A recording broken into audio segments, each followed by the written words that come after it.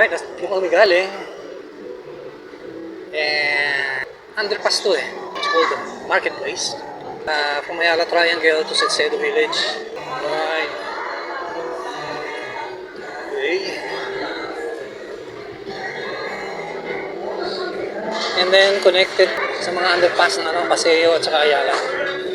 And that's what we're doing. Tawid tayo kasi ng Paseo de Rojas. Kasi nandun nakapark sa Salcedo Village yung sasakyan namin. It's a Sunday, kaya hindi masyadong maraming tao, but I don't suppose there's too many people on regular days. I think just a little more, but not so much.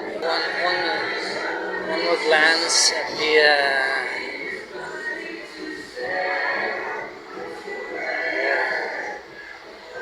may mga sasakyan sa itaas, mind you. So we exit.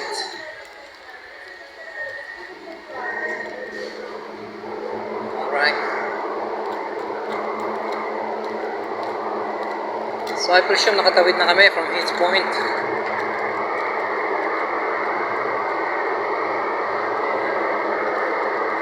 Ito is Ayala Avenue. This is what it says. Tower 1. Okay. Yan. Kami naman, tatawid kami ng Paseo. Yan. So, underpass pa rin to. Underpass na to. So, there you go guys. Stroll. Para akong inosenteng dito. It's been a long time. So, I came back. Tinetest namin si Taco kung saan siya pupunta, kung saan yung sino pipiliin niya. Taco, let's go. Alam niya kung sino yung pupunta niya. Okay. Curious ba kayo? Ano mga picture na to? So, hindi natin ng konting hustisya. Sidewalk. Ito yung magiting na si Sultan Kudarat. Okay. The Carabao. These Carabaos are not real. Yung isang makatingin, no? Parang, yan. Dito pa, oh. Ito, the elevated sidewalk. Ayan, no? Makita niya yung Makati Ave. Ayan. So, we walk some more.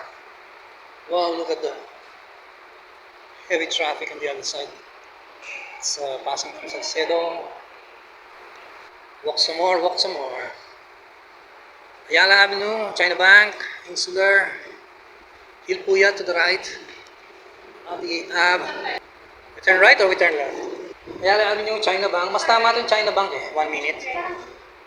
Bilyar yan yung China Bank. Bilyar yan yung China Bank. Mas tama siguro ito. Yeah, may escalator dito, pero it's not working right now. See, go say again.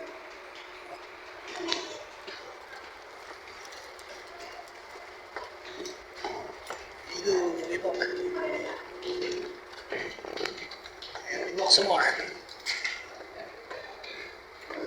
Tama? Yes.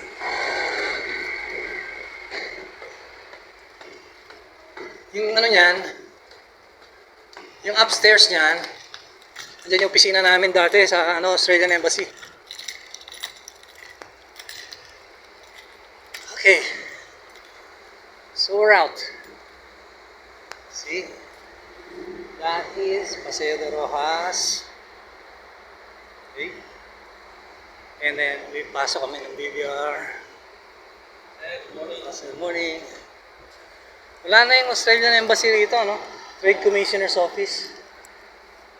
40 years ago.